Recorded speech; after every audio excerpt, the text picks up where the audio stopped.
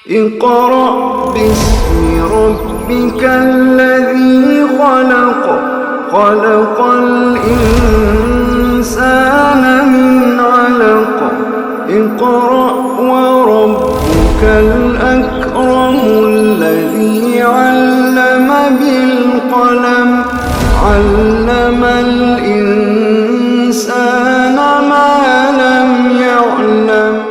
بسم اللہ الرحمن الرحیم۔ 26واں پارہ اور سورت نمبر 49 سورت الحجرات۔ یہ بھی مدنی سورت ہے، یہ 3 صورتیں کٹی ہیں نا جو مدنی آ رہی ہیں۔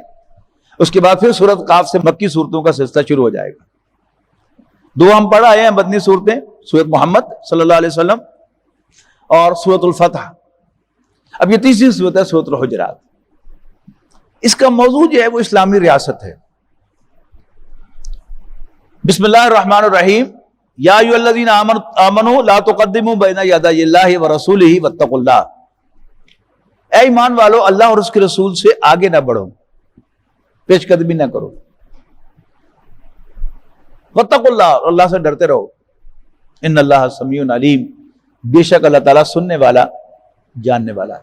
یا ایھا الذین آمنوا لا ترفعوا اصواتکم فوق صوت النبی صلی اللہ علیہ وسلم۔ اے ایمان والو، اپنی آوازوں کو نبی صلی اللہ علیہ وسلم کی آواز مبارک پر بلند نہ کیا کرو۔ یہ جو آواز ہوتی ہے، لہجہ، ٹون، اس کی بڑی اہمیت ہے۔ The way you speak to someone، یہ بتاتا ہے کہ دوسرے کا آپ کے دل میں کیا مقام ہے۔ اب یہ روایتیں آہستہ آہستہ ختم ہوتی جا رہی ہیں۔ ماں باپ کے سامنے بولنا، خاص طور پر باپ کے سامنے، یہ مسلمانوں کی روایت میں تھا ہی نہیں۔ یعنی میرے والد صاحب 8 ماہ بستر پر رہے، لیکن مجھے نہیں یاد پڑتا کہ کبھی میں نے ان کی آنکھوں میں آنکھیں ڈال کے بھی دیکھا ہو۔ اونچی بولنا تو بہت دور کی بات۔ اللہ کے نبی تو خیر اللہ کے نبی ہیں، باقی سب والدین انسان ہیں، وہ غلط بھی کہہ سکتے ہیں، ناجائز بھی کوئی زیادتی کر سکتے ہیں، لیکن اس کے باوجود as long as they are parents, لہذا ان کے ساتھ، ان کے سامنے اونچی آواز سے بولنا یہ کیا ہے؟ یہ ایسا ہی ہے جیسے ان کو آپ نے ماں باپ سمجھا ہی نہیں۔ اگر ماں باپ سمجھا ہے تو پھر ان کے سامنے آواز کو پست رکھنا ہے، اور ملین ٹائمز ملٹیپلائی کیجئے نبی اکرم صلی اللہ علیہ وسلم کے مقام و مرتبے کو، تو پھر حضور صلی اللہ علیہ وسلم کے سامنے اونچی آواز سے بولنا اس کا کیا ہوگا؟ اسلامی ریاست کا دائرہ جو ہے یہ پہلی آیت ہے کہ اللہ اور اس کے رسول کی حدود سے تجاوز نہ کرو۔ نبی اکرم صلی اللہ علیہ وسلم نے فرمایا کہ بندہ مومن کی مثال ایک گھوڑے کی سی ہے کہ جو ایک کھونٹے سے بندھا ہوا ہے، یعنی جتنی اس کی رسی لمبی ہے اتنا ہی اس کا وہ نصف قطر ہے، ریڈیس ہے، جس کے اندر وہ موو کر سکتا ہے، اس سے باہر نہیں جا سکتا۔ تو یہ اندر یہ کیا ہے؟ مباحات کا دائرہ ہے، اور اس سے باہر کیا ہے؟ وہ حرام کا دائرہ ہے۔ تو اے ایمان والو، اللہ اور اس کے رسول سے آگے نہ بڑھو، یعنی وہ جو دائرہ ہے اس سے باہر نہ نکلو، اور اللہ سے ڈرتے رہو۔ یہ ریاست کا کلمہ طیبہ ہے، جیسے ہمارے آئین کے اندر بھی یہ ہے نا کہ no legislation will be done repugnant to the Quran and the Sunnah۔ Pakistan میں کوئی قانون سازی قرآن و سنت کے خلاف نہیں ہو سکے گی، لیکن جو قانون کے ماہرین ہیں سو کالڈ، انہوں نے اس کے لیے کیا کیا چور دروازے نکالنے ہیں، یہ ایک بڑی غمناک تاریخ ہے۔ اب اس کی تفصیل میں نہیں جانا چاہتا، لیکن بہرحال یہ لکھا ہوا ہے۔ پہلے تو اس کو، اس شک کو شامل کیا گیا پہلی کلاس کے طور پر، اور بڑی چپکے سے اس کو ڈائریکٹو پرنسپل بنا دیا، آپریٹو کلاس نہیں بنایا۔ پھر جنرل ضیاء الحق نے اس کو آپریٹو کلاس بنایا، آئین کے اندر شامل کر دیا۔ پہلے کیا تھا؟ پریمبل تھا، پھر آئین کے اندر شامل ہو گئی۔ لیکن ظاہر ہے وہ بھی قانون کے ماہر تو نہیں تھے، بڑے بڑے جو ماہرین قانون کے ساتھ تھے انہوں نے چپکے سے اس کو پھر کھوڑے لائن لگا دیا۔ شریعت کورس بنائے کہ جی اس میں کوئی بھی قانون جو ہے وہ قرآن و سنت کے خلاف ہو تو رٹ دائر کی جا سکتی ہے شریعت کورٹ میں، لیکن آئلی قانون کے خلاف جو ہے وہ کوئی رٹ دائر نہیں ہو سکتی. اور مالی معاملات بھی 10 سال تک اس کی جوریسڈکشن سے باہر ہوں گے. وہ تو 10 سال پورے ہوئے تو فوراً سود کے خلاف، بینک انٹرسٹ کے خلاف رٹ آئی اور شریعت کورٹ نے اس کو ربا قرار دے دیا، حرام قرار دے دیا. فیڈرل شریعت بینک کورٹ میں گئی، وہاں بھی حرام قرار دے دیا. اب جانا تھا اپلینٹ شریعت بینچ میں، اس کو پہلے بینچ ہی مکمل نہیں ہونے دیا گیا. جنرل پرویز مشرف نے مفتی تقی عثمانی صاحب کو اس میں سے نکال دیا. ایک اور بھی جج جو تھی جن سے ان کو خطرہ تھا کہ یہ پھر اس کو حرام کریں گے، اس کو نکال دیا اور پھر فیصلہ دیا کہ نہیں واپس اس کو بھیجا فیڈرل شریعت کورٹ کے اندر. تو یہ سب کیا ہے؟ جبکہ واضح ہے کہ اللہ اور اس کے رسول سے آگے نہ بڑھو. نبی اکرم صلی اللہ علیہ وسلم کی حیثیت کیا ہے؟ یہ اس دائرے کے مرکز کی ہے. یعنی وہ جو پرکار کے ساتھ ہم دائرہ بنایا کہ یاد ہو جیومیٹری کے اندر، تو ایک اس کا مرکز ہوتا تھا جہاں سے وہ پرکار جو ہے وہ گھمائی جاتی تھی. تو وہ دائرہ کا آؤٹر جو سرکمفرنس ہے وہ تو ہے اللہ اور اس کے رسول کی حدود، لیکن اس کا مرکز نبی اکرم صلی اللہ علیہ وسلم. نبی اکرم صلی اللہ علیہ وسلم مرکز ہیں، اور ہر قوم کے اندر ایک آئین قانون ہوتا ہے اور ایک کوئی نہ کوئی شخصیت ہوتی ہے جس کے ساتھ سب جڑے رہتے ہیں. انڈیا میں گاندھی، چائنا میں ماؤ زیڈونگ وغیرہ وغیرہ، یہ جو بڑے بڑے کیوں بنائے ہوئے بت انہوں نے؟ اس لیے کہ قوموں میں یکجہتی اسی سے پیدا ہوتی ہے. قانون تو وہ ہے کہ اللہ اور اس کے رسول کی حدود سے باہر نہ جاؤ، لیکن اخلاقی تعلیم کیا ہے کہ نبی اکرم صلی اللہ علیہ وسلم کے لیے اپنے دل میں والہانہ محبت رکھو. ان کی آواز پر اپنی آواز کو بلند نہ کرو. یہ تو صحابہ کرام کے لیے ڈائریکٹ ہو گیا حکم، اور میرے اور آپ کے لیے کہ جب کوئی نبی اکرم صلی اللہ علیہ وسلم کا فرمان سامنے آ جائے تو پھر شٹ یور ماؤتھ، اس کے بعد زبان نہ چلاؤ. صدق رسول اللہ صلی اللہ علیہ وسلم، اللہ کے رسول نے سچ فرمایا. اللہ تعالیٰ ہمیں اس کی توفیق دے. تو یا ایھا الذین آمنوا لا ترفعوا اصواتکم فوق صوت النبی، مت بلند کرو اپنی آوازوں کو نبی صلی اللہ علیہ وسلم کی آواز پر. ولا تجہروا لہ بالقول، اور بات کرتے ہوئے ان کے ساتھ اس طرح اونچی آواز سے نہ بولو کجہر بعضکم لبعض، جیسے ایک دوسرے کے ساتھ تم اونچی آواز میں بولتے ہو. یعنی پنجابی کما گرمی سردی کو ہوتی رہتی تاڑی، وہاں نہیں. اور یہ معاملہ باس کے ساتھ بھی ہوتا ہے. جس کے سگنیچر سے آپ نے تنخواہ لینی ہے اس کی کڑوی کسیلی آپ سنتے ہیں. جس کی سینکشن سے آپ کو جنت کا ٹکٹ ملنا ہے تو کیا اس کی کوئی عزت نہیں؟ ان تحبط اعمالکم، ایسا نہ ہو کہ تمہارے تمام اعمال نل اینڈ وائڈ ہو جائیں، ضائع ہو جائیں. وانتم لا تشعرون and you have no idea. دیکھیے جب کوئی بیٹا باپ کی توہین کرتا ہے تو پھر بھی باپ رہتا ہے. کیوں؟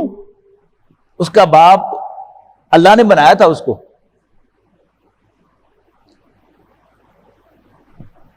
رشتوں میں مثال سے آپ کو سمجھاتا ہوں کہ کوئی باپ بیٹے سے کہہ دے ناراض ہو کر جا دفعہ ہو جا، میرے گھر چوں نکل جا، میں تمہیں منقولہ غیر منقولہ جائیداد سے آگ کرتا ہوں، تو میرا بیٹا نہیں ہے، میری قبر پہ بھی نہ آنا، میری چارپائی کو بھی ہاتھ نہ لگانا، دفعہ ہو جا.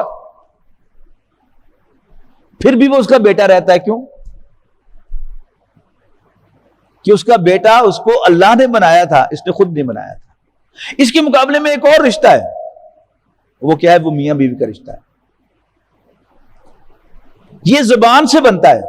جب دو گواہوں کی موجودگی میں آپ نے کہا اپنی بیوی کے ریفرنس سے کہ میں نے اس کو بیوی کے طور پر قبول کیا، یعنی یہ لفظ کہنے سے وہ آپ کی بیوی بنی.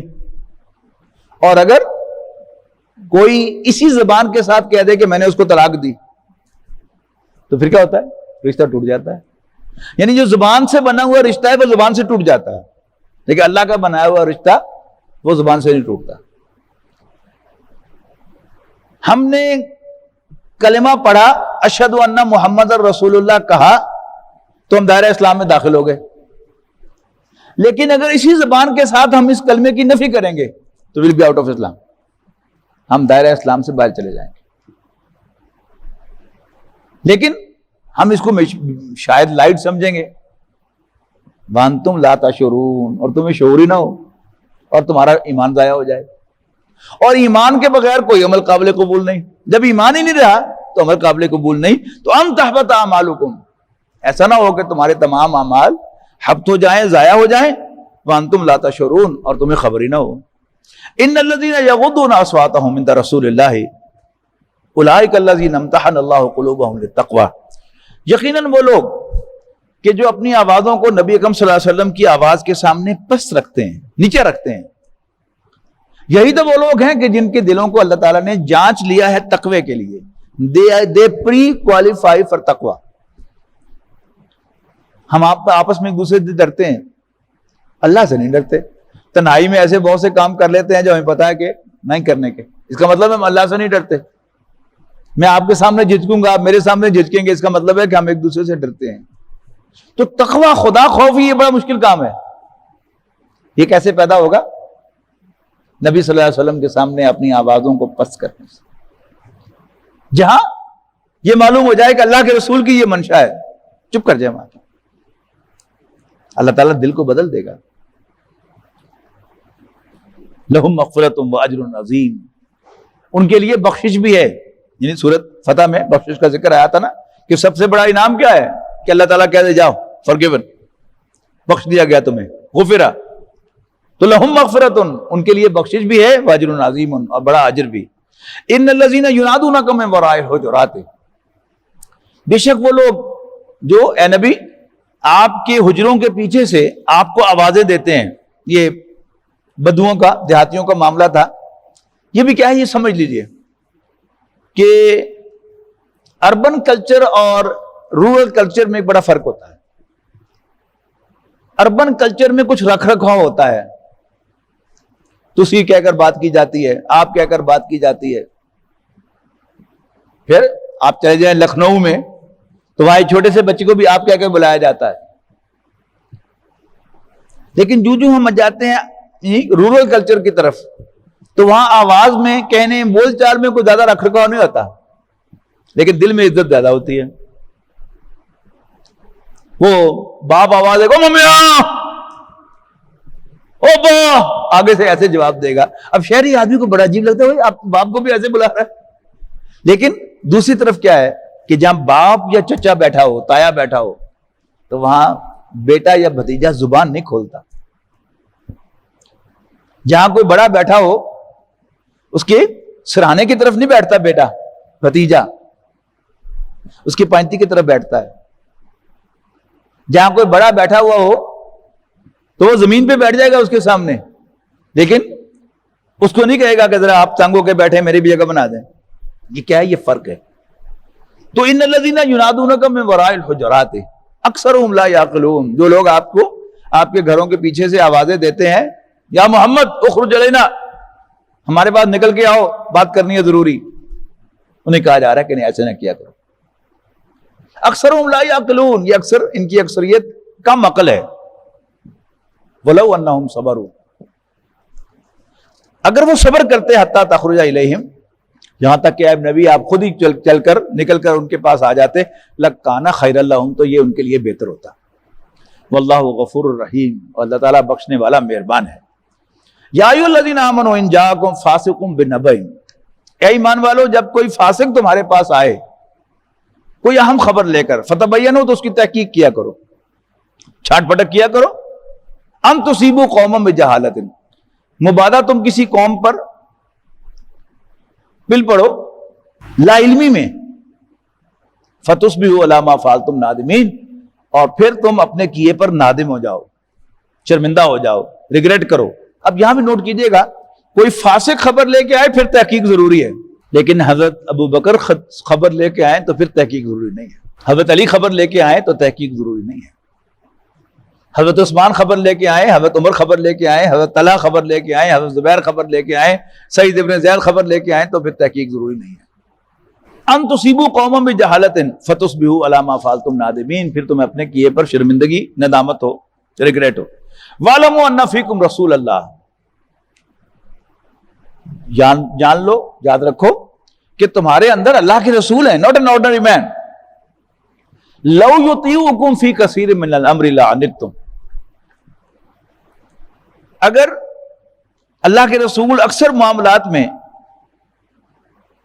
تمہاری بات مان لیں، یہ آپ کی کرٹسی ہے کہ آپ اپنے ساتھیوں کی رائے کی بہت قدر کیا کرتے تھے اللہ کے رسول ہونے کے باوجود، تو کیا ہوگا؟ لعنتم، تم تو مشکل میں پڑ جاؤ گے. وَلَٰكِنَّ اللَّهَ حَبَّبَ إِلَيْكُمُ الْإِيمَانَ، جہاں صحابہ کرام کو جو ٹریبیوٹ پیش کیا گیا ہے ان کے ایمان کو کنفرم کیا گیا ہے. ان کے دلوں میں ایمان کھبا ہوا تھا. کچھ لوگ انہیں برے برے ناموں سے یاد کرتے ہیں، ان پر طرح طرح کے الزام لگاتے ہیں صحابہ کرام پر، تو لیکن قرآن مجید گواہی دے رہا ہے ان کی. وَلَٰكِنَّ اللَّهَ حَبَّبَ إِلَيْكُمُ الْإِيمَانَ، حقیقت یہ ہے کہ اللہ نے تمہارے دلوں میں ایمان کی محبت عطا کی ہے. وَزَيَّنَهُ فِي قُلُوبِكُمْ، تمہارے دلوں میں کھبا دیا ہے اور اسے تمہارے دلوں میں ڈیکوریٹ کر دیا ہے. وَكَرَّهَ إِلَيْكُمُ الْكُفْرَ وَالْفُسُوقَ وَالْعِصْيَانَ، اور تمہارے اندر نفرت پیدا کر دی ہے کفر کے لیے، فسق و فجور کے لیے اور نافرمانی کے لیے. اولئک هم الراشدون، یہی ہدایت یافتہ لوگ ہیں. فضلا من اللہ ونعما، اللہ کے فضل اور اس کی مہربانی سے. واللہ علیم حکیم، اور اللہ تعالیٰ جاننے والا، حکمت والا ہے. اب ایک اسلامی ریاست ہے، ایک ایسی ریاست جس میں بہت سی قومیں، بہت سی زبانیں بولنے والے، بہت سی ذاتیں جو ہیں اس کا حصہ ہوں گی، تو ان کے درمیان اختلافات بھی ہوں گے، لڑائی جھگڑے بھی ہوں گے. جیسے ہمارے ہاں بہت سے صوبے ہیں. تو وَإِن طَائِفَتَانِ مِنَ الْمُؤْمِنِينَ اقْتَتَلُوا، اگر مسلمانوں کے دو گروہ آپس میں لڑ پڑیں، فَأَصْلِحُوا بَيْنَهُمَا، تو اسلامی ریاست کی ذمہ داری ہے کہ ان کے درمیان صلح کرائے، تو ان کے درمیان صلح کراؤ. فَإِن بَغَتْ إِحْدَاهُمَا عَلَى الْأُخْرَى، اور اگر ایک دوسرے پر بغاوت پہ اتر آئے، زیادتی کرے، فَقَاتِلُوا الَّتِي تَبْغِي، اسلامی ریاست یعنی باقی سب مسلمانوں سے کہا جا رہا ہے کہ تم سب مل کر اس سے جنگ کرو. کس کے ساتھ جنگ کرو؟ الَّتِي تَبْغِي، جو بغاوت کر رہا ہے، زیادتی کر رہا ہے.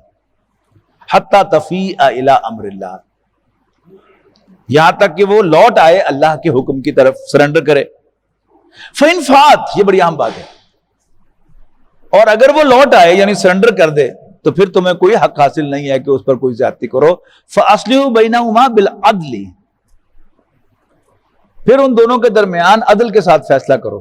یعنی یہ بات ہماری جو چھوٹی انڈرسٹینڈنگ ہے اس میں نہیں آتی. ایسا معلوم ہوتا ہے کہ جس نے بڑی زیادتی کی ہے تو اب اس کے ساتھ تھوڑا سا ہاتھ سخت رکھا جائے. نہیں، اجازت نہیں ہے. وہی بات اللہ اور اس کے رسول کی بات وہ فائنل ہے. ہمارا دل یہ کہتا ہے کہ نہیں، اس کے ساتھ سختی ہو. نہیں، اب جب صلح کا وقت آ گیا دونوں کو برابر ٹریٹ کرو گے، اس لیے کہ اس نے جو کیا سو کیا. اب فاصلحوا بینہما بالعدل، ان کے درمیان عدل کے ساتھ صلح کراؤ. واقسطوا، اور برابر ٹریٹ کرو. ان اللہ یحب المقسطین، بے شک اللہ تعالیٰ برابر ٹریٹ کرنے والوں کو، عدل کرنے والوں کو پسند فرماتا ہے. اللہ تعالیٰ ہم ان میں شامل فرمائے. انما المؤمنون اخوۃ، مومن تو بھائی بھائی ہیں، سب مومن بھائی بھائی ہیں. فاصلحوا بین اخویکم، اپنے بھائیوں کے درمیان صلح کرایا کرو. واتقوا اللہ، اور اللہ سے ڈرتے رہا کرو. لعلکم ترحمون، تاکہ تم پر رحم کیا جائے. جب نوٹ کیجئے گا کہ یہ کل 18 آیات پر مشتمل صورت ہے. ہم مکی صورتیں پڑھتے ہیں تو مکی صورتوں میں یا ایھا الذین آمنوا کا خطاب نہیں آتا. سورہ عنکبوت میں یا عبادی الذین آمنوا کہا تھا، لیکن یہ مدنی صورت ہے. اس میں 18 آیات میں سے 5 آیات یا ایھا الذین آمنوا سے شروع ہو رہی ہیں. اور تقوی، اللہ کا خوف، یہ تو خواہ مکی صورتیں ہوں یا مدنی صورتیں ہوں، از کرنے کا اصل کام کیا ہے؟ اللہ سے ڈرنا اپنے دل سے. یعنی پہلی آیت میں واتقوا اللہ، دوسری آیت میں کہ تقوی کے لیے جانچ لیا گیا ہے، تیسری آیت میں بار بار اللہ سے ڈرنے کا حکم. یہاں بھی صلح کراؤ اور واتقوا اللہ، اللہ سے ڈرو. لعلکم ترحمون، تاکہ تم پر رحم کیا جائے. یا ایھا الذین آمنوا لا یسخر قوم من قوم، اے ایمان والو، کوئی قوم، کوئی گروہ کسی دوسرے گروہ کا، دوسری قوم کا مذاق نہ اڑائے۔ اب یہ کیا ہے کہ جو مختلف فیکشنز ہوتے ہیں کسی ریاست کے، قومیں، گروہ، ذاتیں، قومیں، ان کی آپس میں کچھ نہ کچھ رفٹس ہوتی ہیں، کچھ رنجشیں ہوتی ہیں، کچھ ایسی چیزیں ہوتی ہیں کہ ایک دوسرے کو ریڈیکیول کرنا ایک روایت کا حصہ ہوتا ہے۔ وہ فلانے جڑے اے ہوندے اور فلانے جڑے او ہوندے، یہ کچھ لوگوں کا جو کچھ بعض قسم کا ایک خاص انداز ہوتا ہے۔ مختلف علاقوں کے، مختلف قوموں کے لوگوں کا مذاق ہم اڑاتے رہتے ہیں اپنے میں سے، یعنی پنجابی پٹھانوں کا مذاق اڑا رہے ہیں، پٹھان جو ہے وہ اردو سپیکنگ کا مذاق اڑا رہے ہیں، اردو سپیکنگ والے جو ہیں وہ سندھیوں کا مذاق اڑا رہے ہیں۔ یہ ہوتا ہے۔ یہ کیا ہے؟ یہ بہت خطرناک ہے کسی ریاست کے لیے۔ لہذا دو آیات آ رہی ہیں جو دلوں کو پھاڑنے والی چیزوں سے روکنے کی ہیں۔ نمبر 1، یا ایھا الذین آمنوا لا یسخر قوم من قوم، اے ایمان والو کوئی قوم کسی دوسرے قوم کا مذاق نہ اڑائے۔ عسیٰ ان یکونوا خیرا منہم، کیا عجب کہ وہ ان سے بہتر ہوں۔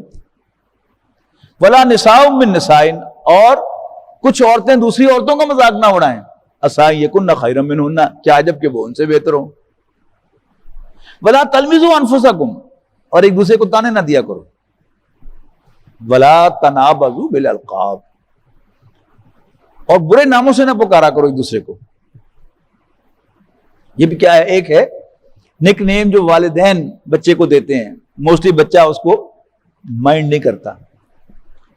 ایک وہ نام ہوتا ہے جو کسی کو چھیڑ کے طور پہ کہا جاتا ہے، یہ اگلا بندہ مائنڈ کرتا ہے اور بہت زیادہ مائنڈ کرتا ہے، لیکن جو وہ نام پکارنے والا ہے اس کو بڑا لائٹ لے رہا ہوتا ہے، لہذا اس سے بھی منع کیا گیا۔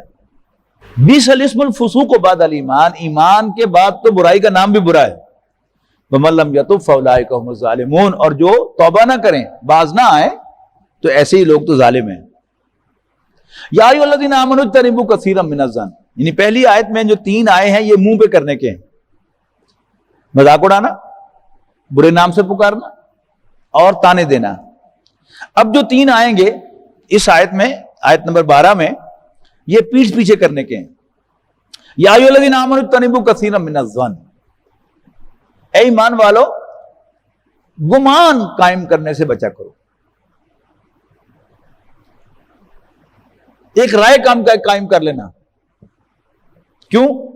ان بعض الظن اسم، بہت سے ظن جو ہوتے ہیں وہ گناہ ہوتے ہیں۔ یعنی انسان کی یہ اللہ تعالیٰ نے کمزوری بنائی ہے کہ وہ اپنے بارے میں ہمیشہ اچھی رائے قائم کرتا ہے اور دوسرے کے بارے میں ہمیشہ بری رائے قائم کرتا ہے۔ ایک تو ہے ایک رائے جو فیکٹس اینڈ فگرز کی بنیاد پر ہے، وہ اور ہے۔ گمان کیا ہوتا ہے؟ ایسے ہی آپ نے رائے قائم کر لی ہے وداؤٹ اینی بیسس، یہ گمان کہلاتا ہے۔ اجتنبوا کثیرا من الظن، گمان قائم کرنے سے بہت زیادہ بچا کرو۔ ان بعض الظن اسم، اکثر ظن گناہ ہوتے ہیں۔ ولا تجسسوا، اور ایک دوسرے کے بارے میں تجسس نہ کیا کرو۔ یعنی ایک ہے پرپسفل تجسس، آپ نے بیٹی کا رشتہ کرنا ہے تو آپ کو حق حاصل ہے کہ آپ پروپوزل کے بارے میں ساری تحقیق کریں، وہ لڑکا جس کی پروپوزل آئی ہے اس کا کردار کیا ہے، وہ بدکار تو نہیں، رشوت خور تو نہیں، بد اخلاق تو نہیں۔ تحقیق کریں اس کے دوستوں سے، اس کے رشتہ داروں سے، جہاں وہ کام کرتا ہے وہاں سے پوچھیں، آپ کو پورا حق حاصل ہے۔ اسی طرح کسی کو آپ نے ووٹ دینا ہے، آپ تحقیق کریں اس کے بارے میں۔ لیکن بلا وجہ آپ کو پتا چلے کہ کوئی شخص جو ہے وہ آپ کے دفتر میں گیا ہے اور آپ کے بارے میں بلا وجہ ہی پوچھ رہا ہے، یعنی کوئی رشتے کا معاملہ ہو تو آپ یو وونٹ مائنڈ، بلکہ آپ خود کہیں گے کہ جی آپ تحقیق کریں، آپ کو حق حاصل ہے۔ لیکن بلا وجہ آپ کے بارے میں ٹو لگائے، یہ آپ کو کبھی اچھا نہیں لگے گا۔ تو اس سے کیا ہوگا؟ دل پھٹیں گے۔ ولا تجسسوا، اور ایک دوسرے کے بارے میں ٹو نہ لگایا کرو۔ ولا یغتب بعضکم بعضا، اور تم میں سے کوئی دوسرے کی غیبت نہ کرے۔ نبی اکرم صلی اللہ علیہ وسلم سے صحابہ نے پوچھا کہ اللہ کے رسول، اگر واقعی اس شخص میں وہ برائی ہو جس کا ہم ذکر کر رہے ہیں تو بھی غیبت ہے؟ آپ نے کہا تبھی تو غیبت ہے، اور اگر وہ بات اس میں ہے ہی نہیں پھر تو بہتان ہے۔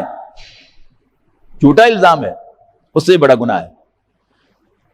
اَيُحِبُّ أَحَدُكُمْ أَن يَأْكُلَ لَحْمَ أَخِيهِ مَيْتًا فَكَرِهْتُمُوهُ، تو کیا تم میں سے کوئی اپنے مردہ بھائی کا گوشت کھانا پسند کرے گا؟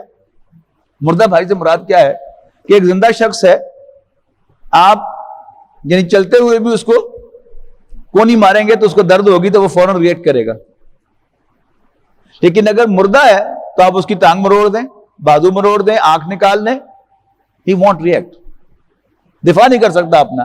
اسی طرح جو آدمی سامنے موجود ہے وہ اپنا دفاع کر سکتا ہے، لیکن جو سامنے موجود ہے وہ اپنا دفاع نہیں کر سکتا۔ لہذا فرمایا کیا تم اپنے مردہ بھائی کا گوشت کھانا پسند کرو گے؟ یقیناً نہیں۔ فَكَرِهْتُمُوهُ، تم اس کو ناپسند کرتے ہو۔ وَاتَّقُوا اللَّهَ، اور اللہ سے ڈرو۔ ان اللہ تواب الرحیم، بے شک اللہ تعالیٰ توبہ کا قبول فرمانے والا، رحم فرمانے والا ہے۔ یا ایھا الناس، لوگو، انا خلقناکم من ذکر و انثی، یہ جو اوپر تقسیم ہے کہ ایک قوم دوسری کا مذاق نہ اڑائے، ہمارے ہاں جو ذاتیں ہیں، راجپوت ہیں، رائی ہیں، جاٹ ہیں، پٹھان ہیں، تو یہ کہاں سے بنے کہ کوئی شخص ہے جو 10 نسلیں پہلے، کوئی 50 نسلیں پہلے ہم نے اس کو بڑا مانا ہے اور ہم اس پر فخر کر رہے ہیں کہ ہم اس کی اولاد ہیں، وہ کہتے ہیں نہیں ہم اس کی اولاد ہیں، وہ کہتے ہیں ہم اس کی اولاد ہیں۔ تو اور پیچھے چلے جاؤ تو ہم سب کس کی اولاد ہیں؟ آدم و حوا کی اولاد، تو پھر سارے برابر نہ ہو گئے۔ یا ایھا الناس، لوگو، انا خلقناکم من ذکر و انثی، میں نے تم سب کو ایک مرد اور ایک عورت سے پیدا کیا۔ وَجَعَلْنَاكُمْ شُعُوبًا وَقَبَائِلَ، اور پھر ہم نے تمہیں نسلیں اور قبیلے بنایا۔ لِتَعَارَفُوا، تاکہ تم پہچانے جاؤ۔ لیکن یہ قبیلے اور نسلیں یہ تمہاری فضیلت کی بنیاد نہیں ہے۔ نہ سید بڑا ہے، نہ راجپوت بڑا ہے، نہ جاٹ بڑا ہے، نہ رائی بڑا ہے، نہ پٹھان بڑا ہے، ہم سب ایک باپ اور ایک ماں کی اولاد ہیں۔ ان اکرمکم عند اللہ اتقاکم، پھر وہی تقوی کی بات آ گئی۔ متقی کا سپرلیٹو ہے اتقا، سب سے زیادہ اللہ سے ڈرنے والا۔ یقیناً اللہ کے ہاں تم میں زیادہ عزت والا وہ ہے جو تم میں سے سب سے زیادہ اللہ سے ڈرنے والا۔ ان اللہ علیم خبیر، بے شک اللہ تعالی جاننے والا، خبردار ہے۔ خدا خوفی کے کچھ مظاہر بھی شمار ہوتے ہیں، یوں کر کے چلنے والا اور یہ جسچر اختیار کرنے والا، وہ شاید خوف خدا والا ہے، وعدے کر دیا۔ کون اللہ سے زیادہ ڈرنے والا ہے یہ اللہ ہی جانتا ہے، یعنی ایک خاص قسم کی چال اختیار کر کے، خاص قسم کا انداز گفتگو اختیار کر کے لوگوں کو امپریس کرنا اور شو کرنا کہ جیسے میرے دل میں بہت خوف خدا ہے، اس دھوکے میں نہ ہو۔ اللہ خوب جانتا ہے کہ تم اللہ سے کتنے ڈرتے ہو۔ ان اکرمکم عند اللہ اتقاکم۔ قالت الاعراب آمنا، یہ بدو کہتے ہیں کہ ہم ایمان لے آئے۔ قل لم تؤمنوا، ان سے کہو کہ تم ہرگز ایمان نہیں لائے۔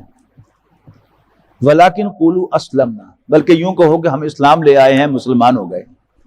یہ دو جو اصطلاحات ہیں، مسلمان اور مومن، ایمان اور اسلام، یہ ہم معنی بھی استعمال ہوتے ہیں، لیکن بہرحال کسی زبان کے دو الفاظ بالکل ہم معنی کبھی نہیں ہوتے، یہ تو ایک بنیادی اصول ہے۔ اسلام جو ہے یہ عام ہے، ہر شخص کے جو کلمہ پڑھتا ہے اس کو ہم مسلمان کہتے ہیں۔ اس میں آپ یوں سمجھیے کہ 3 قسم کے لوگ ہو سکتے ہیں۔ ایسے لوگ بھی ہو سکتے ہیں کہ جو زبان سے کہہ رہے ہوں لیکن دل سے نبی اکرم صلی اللہ علیہ وسلم کو اللہ کا رسول نہ مانتے ہوں، یہ کون شمار ہوں گے؟ منافق۔ اور کچھ وہ ہوں گے کہ جن کی دلوں کی گہرائیوں میں سے نکل رہی ہوگی بات کہ محمد الرسول اللہ، اللہ کے رسول محمد صلی اللہ علیہ وسلم اللہ کے رسول ہیں، یہ ہو گئے پکے مومن۔ اور کچھ کون ہوں گے کہ جو شعوری طور پر لا الہ الا اللہ محمد رسول اللہ تو کہہ رہے ہیں، شعور کی حد تک وہ نفی نہیں کر رہے، لیکن دل کی گہرائیوں میں ایمان نہیں اترا ہوا، تصدیق بالقلب نہیں ہے، لیکن دماغ کا ان کا کانشیس کا انکار بھی نہیں ہے۔ یعنی یوں سمجھیے کہ کانشیس لیول پر ہے ایمان، لیکن سب کانشیس لیول پر یا انکانشیس لیول پر ایمان نہیں ہے. اب اس کو یہاں پر علیحدہ کیا جا رہا ہے کہ یہ بدو کہتے ہیں کہ ہم ایمان لے آئے ہیں. قل لم تؤمنوا، بڑی زوردار نفی ہے. ان سے کہو کہ تم ہرگز ایمان نہیں لائے. ولکن قولوا اسلمنا، بلکہ یوں کہو کہ ہم اسلام لے آئے ہیں. ولما يدخل الايمان في قلوبكم، جبکہ ایمان ابھی تمہارے دلوں میں داخل نہیں ہوا. لیکن اسلام بھی کوئی ایسی چیز نہیں ہے، یعنی ان کا اسلام قابل قبول ہے لیکن ایمان قابل قبول نہیں ہے. منافق یہ نہیں ہے، اس لیے کہ شعوری طور پر یہ جو کچھ کہہ رہے ہیں اس کو مانتے ہیں لیکن لا شعور نہیں مان رہا، ابھی انکانشیس مائنڈ تک نہیں پہنچی بات، دل میں نہیں اتری. اسلام کے ساتھ بھی وَإِن تُطِيعُوا اللَّهَ وَرَسُولَهُ، اگر تم اللہ اور اس کے رسول کی اطاعت کرتے رہو گے، لا يَلِدْكُم مِّنْ أَعْمَالِكُمْ شَيْئًا، تو اللہ تمہارے اعمال میں سے کچھ ضائع نہیں کرے گا. اس کا مطلب بھی کیا ہے؟ یہاں منافقین کا ذکر نہیں ہے کہ ایمان دل کی گہرائیوں تک نہیں اترا، لیکن یعنی شعور کی حد تک ہے اور دل بھی اس کا انکار نہیں کرتا، اگرچہ پوری طور پر دل میں نہیں اترا ایمان. تو مسلمان ایک کیٹیگری ہے. اور یہ سارا جو ہمارا ظاہری نظام ہے دین کا، یہ یاد رکھیے کہ یہ اسلام کا نظام ہے. نماز، روزہ، حج، زکوٰۃ، یہ اسلام کے فرائض ہیں. اللہ کی اطاعت یہ اسلام کا تقاضا ہے. دل میں یقین ہے یا نہیں؟ اگر کوئی شخص اس کے باوجود بھی دین کے تقاضے پورا کرتا رہے گا، اسلام کے تقاضوں کو پورا کرتا رہے گا، تو اللہ تعالیٰ اس کی بھی مغفرت کی ریشورنس دے رہا ہے. لا یلدکم من اعمالکم شیئا. اب ایمان کا یعنی اصول کا تقاضا کیا ہے کہ اگر دل میں ایمان نہیں ہے تو پھر کوئی عمل قابل قبول نہیں ہونا چاہیے. لیکن یہاں یہ کہنے کے باوجود کہ ایمان ابھی تمہارے دلوں میں نہیں اترا، لیکن بہرحال کچھ نہ کچھ ہے تو صحیح نا. ایمان اسلام کی حد تک ہے، نفی نہیں ہے اور شعور کے حد تک ہے، تو بھی اللہ تعالیٰ کوئی عمل ضائع نہیں کرے گا. ان اللہ غفور الرحیم، بے شک اللہ تعالیٰ بخشنے والا مہربان ہے. اب خود ہی ایک سوال پیدا ہوگا کہ پھر مومن کون ہے؟ انما المؤمنون الذین آمنوا باللہ ورسولہ. مومن تو بس وہ ہیں کہ جو ایمان لائیں اللہ اور اس کے رسول پر. کیسا ایمان؟ ثم لم یرتابوا، پھر وہ بالکل شک میں نہ پڑیں. اللہ تعالیٰ ہمیں یہ لیول بھی نصیب فرمائے کہ اللہ اور اس کے رسول کو ماننا. کیسا ماننا؟ ثم لم یرتابوا، پھر ہرگز شک میں نہ پڑیں. وجاہدوا باموالہم وانفسہم فی سبیل اللہ، اور پھر اللہ کے راستے میں جہاد کریں اپنے مالوں اور اپنی جانوں کے ساتھ. اب اس کو بڑا سیدھا سا فارمولہ ہے. ایمان ہے کیا؟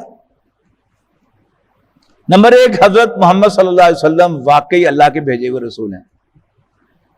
اللہ کون ہے؟ میرا خالق بھی ہے، میرا رب بھی ہے، مالک بھی ہے، اور یہ سب کچھ اسی کا ہے. میں اس کا بندہ ہوں، میرا رب اللہ ہے، میں اس کا بندہ ہوں. اور نبی اکرم صلی اللہ علیہ وسلم نے خبر دیا کہ میری زندگی یہ زندگی کل زندگی نہیں ہے، اصل زندگی موت کے بعد آئے گی.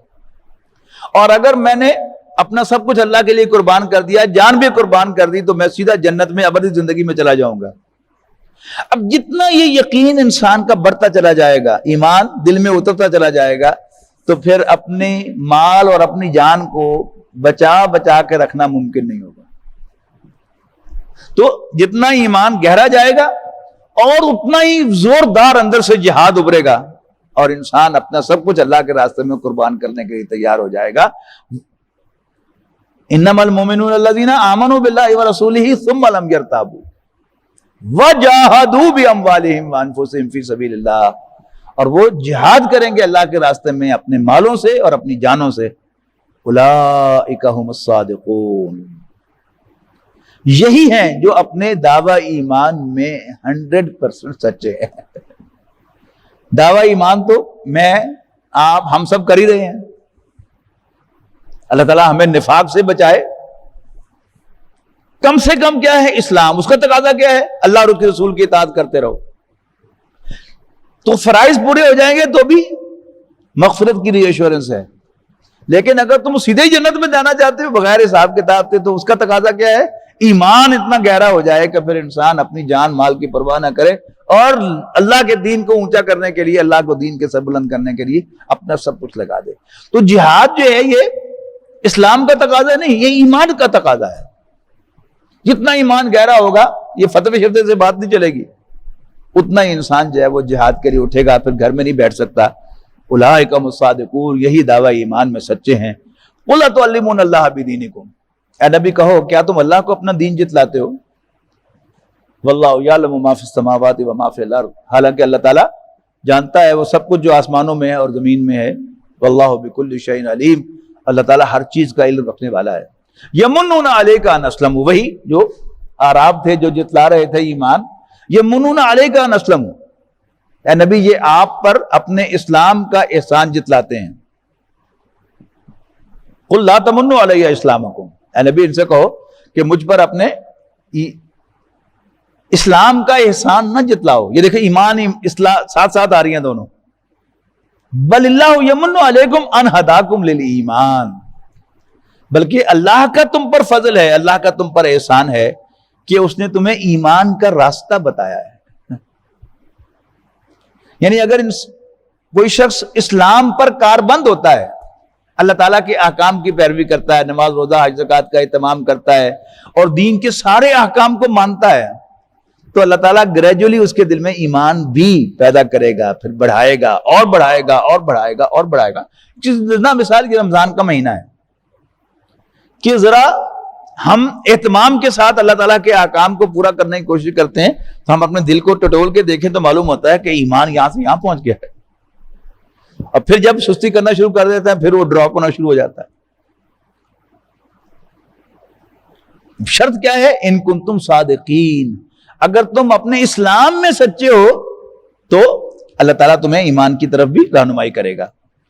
ان اللہ یعلم غیب السماوات والارض، بے شک اللہ تعالیٰ تو آسمانوں اور زمین کے تمام رازوں کو، تمام چھپی باتوں کو جانتا ہے. واللہ بصیر بما تعملون، اور جو کچھ بھی تم کر رہے ہو اللہ تعالیٰ اسے دیکھ رہا ہے. بارک اللہ لی ولکم فی القرآن العظیم ونفعنی وإیاکم بالآیات والذکر الحکیم. ويشفي صدور قوم مؤمنين وشفاء لما في الصدور وإذا مرضت